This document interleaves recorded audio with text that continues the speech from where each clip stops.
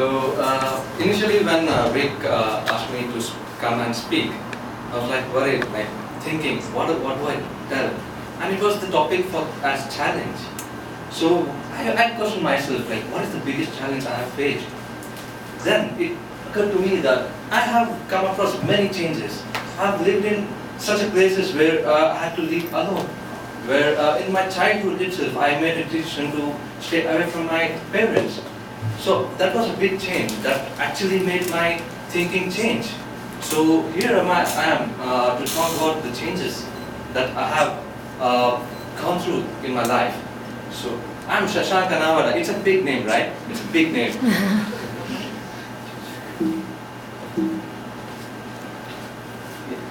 So where all have I lived? So this is my hometown. In fact, this is Bangalore, and it's in the southern part of India. And ours is in it's called the Silicon Valley of India. So there are many companies that are electronics and for the software. So luckily, I'm from the Silicon Valley of India. So I stayed in Bangalore for most of my time. But later, I also stayed in other 4 places. And though the 3 places were brief, this change happened to me when I was a kid, when I was enjoying my life, thinking that my life is ideal. And this is the change that happened to me when I moved from India to Taiwan over here. Yeah, so I'll just try to narrate this journey in a story, and I have 2 parts. So the first part, when during my childhood, I moved from Bangalore to Dubai, and recently when I moved from India to Taiwan, how was my experience? What challenges did I face, and how did I manage it? Yeah. So the first part is like I was having a wonderful life in Bangalore. I used to go to school, come back around 3 p.m. and I used to play with my friends. Whenever I used to come near my road, I used to ride my cycle to my school. So I used to make a sound in the bell of the cycle, and my friend used to get to know. So it was like a code word, and we used to come out and then play, and it was very ideal life. I was enjoying a lot. But later, one day, my parents, they said that my dad had got a job in Dubai and we have to move out. So when this happened, I moved on to Dubai, and I was excited as a kid. What more can I think? What more can I think? A new place? Oh, that's great for me. But then when I went there, what happened? It was altogether a new language for me. The language when at the school, when I was enrolled to the school, I was in high school already, around in the 7th grade, and I was made to learn Arabic. Yes, it's cool to learn a new language, but it's not cool when you have to learn it at high school. One month, I was taught about all alphabets and numbers and everything. The second month, I was put back to the same class where I used to had to write essays in the second month. To be frank, I failed once in Arabic, and I had to take extra classes to just make it up over there. And the first challenge what I faced in Arabic is that in India we used to write from left to right, but in Arabic it was the other way. So it was completely different. The next challenge was the school timings. As I said, in Bangalore I had an ideal life. I had an ideal childhood. But in Bangalore my school was around 9 a.m. to 3 p.m. But in Dubai it started from 1 p.m. to 6 p.m. So when I returned home, it was all dark. When I returned home, I couldn't go out and play. I was like, and my parents were working, both my parents, my father, my mother, both were working. So I was wondering, like in the morning, I was alone at home, trying to study. A kid, alone at home, trying to study, it never works out, right? So I was trying to study, I was trying to do my homework while my parents were at work. So it was the whole life completely took a U-turn for me. It was very different. And I was like, to be frank, I was struggling. And I was trying to make a new connect with all my neighbors, my friends, near my house, people. I was trying to make a connect. I was trying to understand them, go out, hang out with them. But while this was happening, due to some problem, my parents decided to shift from one house to another house in another locality in Dubai itself. So that was like another change. In one case, I was trying to make a connect over here, but later they moved on to another place, and again I need to restart the whole process of again studying, trying to connect. It was very difficult for me. And frankly, I was like, no, I'll go back. I'll go back to my ideal life. I want my ideal life. I'll move back to India, Bangalore. I'll get my friends back. I'll go back to my school. I'll enjoy my life. I'll have an ideal life. I thought that this would be great. But when I moved back from Bangalore, moved to Bangalore, my parents have said that they can't come because they both are working over there. So they said that you just have to go alone. Maybe you can stay in relatives' place, but you have to go alone. I was like fine with it. I thought that I'll be getting my ideal life back. What more do I want? So I thought, let me come back. But here, did I get my ideal life back? Or did I go to the same school? Or did I even have same people around? Well, no. In fact, what happened is that the school which I went, when I came back to Bangalore, it was one hour away from the place I used to live first. And then, due to some problem, I had to again change the relative's place, and I need to stay away again 1 hour away from second place I used to live in Bangalore. So in 3 years, I had to go through 3 schools and I had to live in 4 houses. How did I manage it? As a child, it's big for me. I never used to have same friends anytime, every time I was trying to make a connect. Then suddenly a change, I was given a change. Okay, take this, you need to move on, you need to make new friends. How did I manage it? Yeah, actually as a kid, I was never worried about what I'm leaving behind. I just thought that I'll get my ideal life back if I go to Bangalore.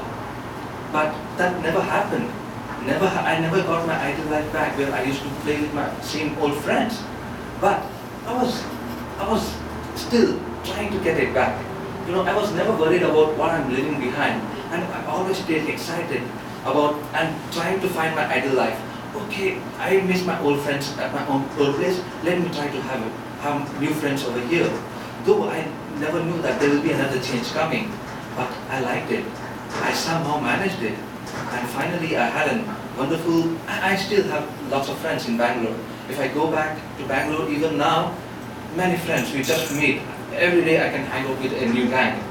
It's very awesome for me. So then, later, after my graduation, I worked in Bangalore for 1 year, and I decided to pursue my masters. And I did my masters in a new city. It was in a different state or different province, as you call in US. So this is where they used to speak different language and everything, but it was wonderful for me. The experience was great. Then I moved on to Chennai. These 2 places are close by, so I stayed here for 1 year. Then I again stayed in 1 year to do my internship, and then I moved to Taiwan over here. So this is the second big change. Moving from India and to Taiwan. It was wonderful and it was very unique for me.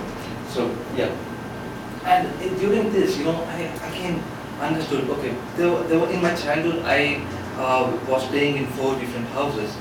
Over here, I never was in one place. I kept moving on.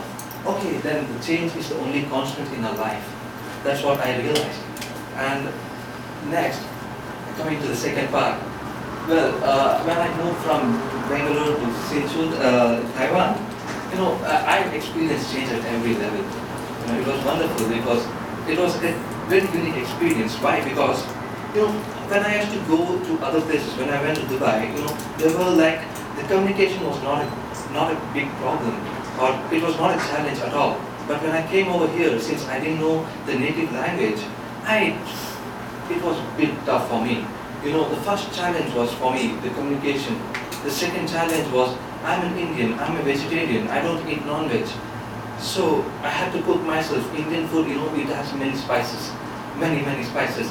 So I used to cook, and the cultural differences were also there. Like first, as soon as I got a job in Taiwan, the first thing I did is I googled Taiwan, and immediately in Google, the first thing that showed is there was an earthquake in Taiwan. It's a news link. For a guy from Bangalore, earthquakes are it's like a news for us. We never experienced it. But it was very scary. How did I even decide to come over here? And I knew the HR in the interview, he asked me, "You're a vegetarian, how will you manage over here?" Because Indian food and Taiwan food is extremely different. They are like poles apart, but how do you manage it? Somehow, I was like worried. I was like, fine, okay, I'll come over here and I'll cook myself. Let's see. And luckily I found a new hobby that I love cooking. I enjoy cooking. I never miss my home food. Though if I go to India, I say, Mom, that you can cook this in a better way. Now, it's different for me. It's different for me. And the cultural difference, One story in Taiwan, what I would like to narrate is that once I had a serious stomachache, and I just didn't know where to go for the clinic. And I went to the hospital in Hsinchu, and I had a very high stomachache. So I went to the hospital. I requested receptionist that I have a stomachache and I need to meet the doctor. But the receptionist was asking me to register my national health insurance. I never knew that. I need to register. So, but my stomachache was getting severe and severe. Well, I'm trying to, get the process done. And finally, what I did is that, luckily there was one lady who came up. She understood my situation, and without registration, she took me to the doctor first, and I got treated, and then I had to register. So that was a very unique experience. So all these changes. How did I even manage them? How did I even manage these changes? Well, as I said, I always set personal goal. I decided not to miss my home food, so I decided to cook. I decided not to depend on materials from India, for example, spices. I tried to do it. I'm still trying to do it, to be frank. I feel reading is the best friend, or best hobby you can have. And I made sure that, okay, I'll read at least a blog a day, and I'm still loving it. Sometimes, even if I'm bored, if I'm after a tiring work day, I just go read some blog. It's fun, and I try to become a counselor. Well, I'm not yet there, but it's fun. So these goals, I have enjoyed exploring them. I never got a feeling that I'm at a new place. I just enjoyed it. So here is the biggest takeaway what I would like to say. And it was from the lady who climbed Mount Everest. So she said that she just thought of the next step that we need to take. And we can't even climb Mount Everest. And from my first story, I would like to say, stay excited. Stay excited for your change. And you'll bring out colors in your life. With that, I would like to say thank you.